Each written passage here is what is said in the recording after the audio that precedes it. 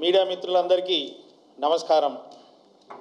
ఈరోజు ఈ press meet ఒక ముఖ్య ఉద్దేశం, నిన్న హైదరాబాద్ నగరంలో గురించి మాజీ మంత్రి తలసాని గారి నివాసంలో మాజీ మంత్రి కేటీఆర్ గారు మాట్లాడిన విధానం గురించి ఈరోజు ప్రెస్ మీట్. కేటీఆర్ గారు సీఎం గారి గురించి, సీఎం రేవంత్ రెడ్డి గారి గురించి ఏదేదో పిచ్చి పిచ్చిగా మాట్లాడుతున్నారు. వారు సీఎం గారికి పాలన చాతన కాకుండా హైదరాబాద్ నగరంలో పేరు ఖరాబ్ అవుతుంది అని మాట్లాడుతున్నారు. వీరు గుర్తుపెట్టుకోవాల్సిన విషయం ఏంటంటే, గతంలో 2014లో ఉద్యమం చేసిన పార్టీ అని ప్రజలు వీళ్ళకి అవకాశం ఇచ్చారు. రెండోసారి 18లో మాకు బీఆర్ఎస్ వాళ్ళు చెప్పిన మాట, ఎలక్షన్ టైంలో 4.5 సంవత్సరాలు రాష్ట్రంలో డెవలప్మెంట్ కావడానికి సరిపోలేదు, మాకు ఇంకో ఛాన్స్ ఇస్తే రాష్ట్రాన్ని బాగా డెవలప్మెంట్ చేస్తా అని చెప్పడం జరిగింది. దాన్ని నమ్మి ప్రజలు ఓటేసిరు. ఈ 10 సంవత్సరాలలో ప్రజలు వీరు ఆశించిన విధంగా లేకుండా వీళ్ళకి అవకాశం ఇస్తే వీరు అన్ని తప్పులు చేసి రాష్ట్రాన్ని అప్పులుగా మార్చిరని ఉద్దేశంతో 2023లో జనరల్ ఎలక్షన్లో వీళ్ళని ప్రతిపక్ష హోదా కల్పించారు. దాని తర్వాత పార్లమెంట్ ఎలక్షన్లో వీళ్ళకు 0 ఇచ్చారు. అదే ఎలక్షన్లో కంటోన్మెంట్ బై ఎలక్షన్ అయినా ఇలా అంతకుముందుకు బీఆర్ఎస్ వాళ్ళు గెలిస్తే ఆ సీటు కూడా ఫస్ట్ నుంచి 3వ ప్లేస్కి పోయారు. వీరేమనుకుంటున్నారంటే ఇప్పటికీ ప్రజలు వాళ్ళతోటే ఉన్నారని ఒక భ్రమలో ఉన్నారు. ప్రజలు వీళ్ళని ఎప్పుడో విస్మరించిర్రు, వీళ్ళతోటి చేత కాదు, వీళ్ళు పనికిరారని. ఎందుకంటే ఈ ఒక 6 నెలల ఎలక్షన్ వస్తే కాంగ్రెస్ ప్రభుత్వం వచ్చిన తర్వాత బై ఎలక్షన్లో హైదరాబాద్ ప్రజలందరూ కాంగ్రెస్ పార్టీ ప్రభుత్వంతో డెవలప్మెంట్ అవుతుందనే ఉద్దేశంతో కంటోన్మెంట్ నుంచి మొదలుపెట్టారు. హైదరాబాద్ ప్రజలు కాంగ్రెస్ని ఓట్లేసి గెలిపించి, హైదరాబాద్ ప్రజలకి కాంగ్రెస్ ప్రభుత్వంతో డెవలప్మెంట్ అవుతుందని పూర్తి నమ్మకం. ఎందుకంటే మీరు చూసినట్టయితే గతంలో కూడా మెట్రో రైలు తీసుకొచ్చింది కాంగ్రెస్ ప్రభుత్వమే. ఇప్పుడు కూడా ఎటు చూసినా కూడా సిటీకి నలుమూలల ఈ యొక్క ఎక్స్పాన్షన్ జరుగుతుంది. మెట్రో రైలు కూడా ఎలివేటెడ్ కారిడార్స్ వస్తుంది, మంచి ఇన్వెస్ట్మెంట్స్ వస్తుంది. ఫ్యూచర్ సిటీ కూడా హైదరాబాద్ని ఎక్స్పాండ్ చేస్తూ ఫ్యూచర్ సిటీ కూడా 4th సిటీ కూడా తీసుకొస్తున్నారు గౌరవ ముఖ్యమంత్రి గారు రేవంత్ రెడ్డి గారు. సిటీ నలుమూలల అన్ని రంగాలలో డెవలప్మెంట్ అవుతుంది చూసి ఓర్వలేక ఒక దిక్కు పొద్దున బావ బ్రేక్ఫాస్ట్లో ప్రెస్ మీట్, మధ్యాహ్నం బొమ్మడిది ప్రెస్ మీటు, సాయంత్రం చెల్లె కవిత గారు ప్రెస్ మీట్ పెట్టి ఎక్కడ చూసినా కూడా అటెన్షన్ డైవర్షన్ చేస్తూ క్రిమినల్స్ ఎలా వ్యవహరిస్తారో ఆ మాదిరిగా వీళ్ళు ముగ్గురు ప్రజలు కాంగ్రెస్ ప్రభుత్వం డెవలప్మెంట్ని హర్షిస్తున్న సమయంలో వాళ్ళని డైవర్ట్ చేయాలని ఒక దూర ఆలోచనతోటి క్రిమినల్ లాగా వ్యవహరిస్తూ, క్రిమినల్స్ ఏ విధంగా అయితే ఏమైనా క్రిమినల్ యాక్టివిటీ చేసేటప్పుడు మోసం చేస్తున్నప్పుడు డైవర్షన్ చేస్తున్నారు, అలా డైవర్షన్ చేయాలని వీళ్ళ ఆలోచనతోటి అనునిత్యం ఏ టీవీలో అయినా మేమే ఉండాలని వీళ్ళ ఆలోచన.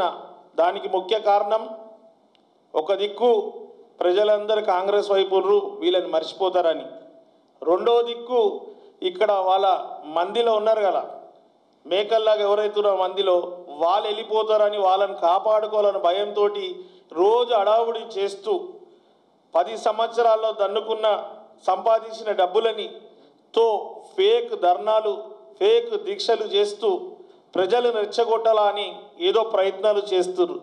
మీకు వాళ్ళు అవకాశం ఇచ్చి, ప్రజలు అవకాశం ఇస్తే మీకు చేత కాదని దించితే మీకు ఇప్పటికీ బుద్ధి రాలేదు.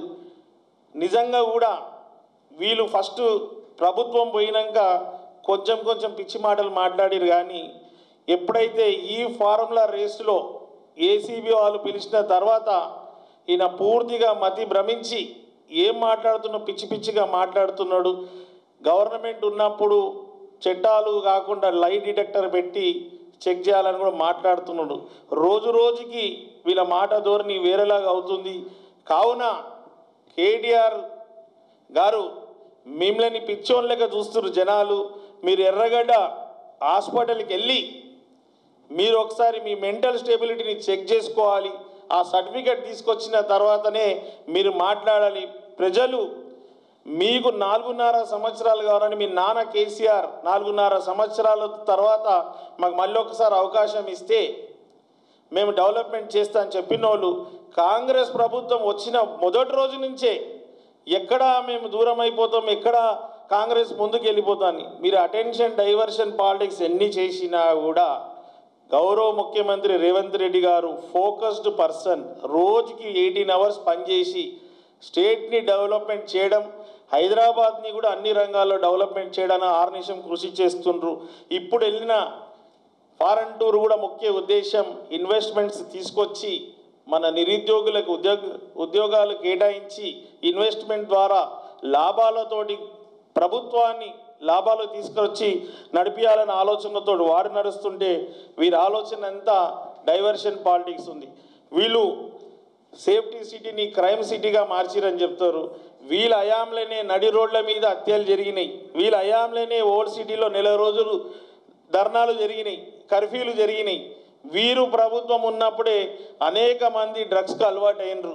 ఈ కాంగ్రెస్ ప్రభుత్వం వచ్చినాక డ్రగ్స్ని ఎక్కడిదక్కడ అరికడుతూ, గాంజాని అరికడుతూ పోలీస్ డిపార్ట్మెంట్ మంచి పని చేస్తుంటే వీరు హైదరాబాద్కి విఘాతం కల్పించాలని, ఇన్వెస్టర్స్ ఇక్కడికి రావద్దని ఒక దురాలోచనతో నిజమైన తెలంగాణ రాష్ట్రం మంచిది కోరిన వ్యక్తులు ఎవరైనా ఉంటే హైదరాబాద్ బ్రాండ్ ఇమేజ్ని దెబ్బతీస్తే మనకు నష్టపోతుంది, సహకరించాల్సిన సమయంలో వీరు నష్టం చేసే విధంగా శాంతి భద్రతలకు విఘాతం కలిగిస్తారేమో బాగాలేదని చెప్తున్నారంటే మీడియా ద్వారా పోలీస్ డిపార్ట్మెంట్ కూడా నేను మనవి చేసేది ఏంటంటే వీరేదో ప్రయత్నిస్తున్నారని అనుమానం కలుగుతుంది.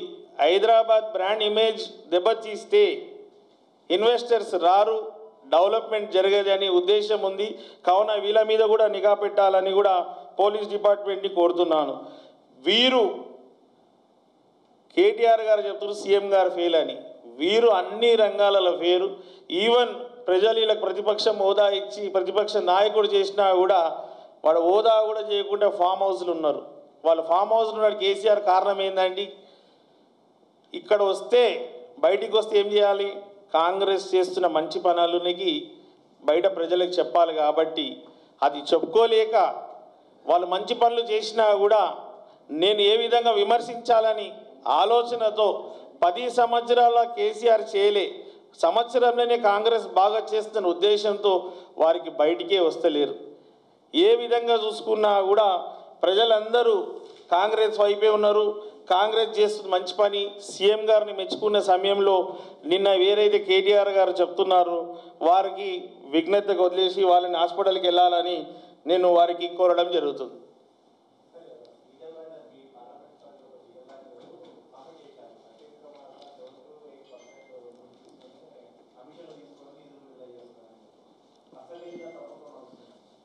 ఇప్పుడు వారి కోవట్ బీఆర్ఎస్ కోవట్ అయిన ఈటల రాజేందర్ గారు ఇప్పుడు బీఆర్ఎస్ని బీజేపీని ఒక్కటి చేయాలని పనిచేస్తున్నారు.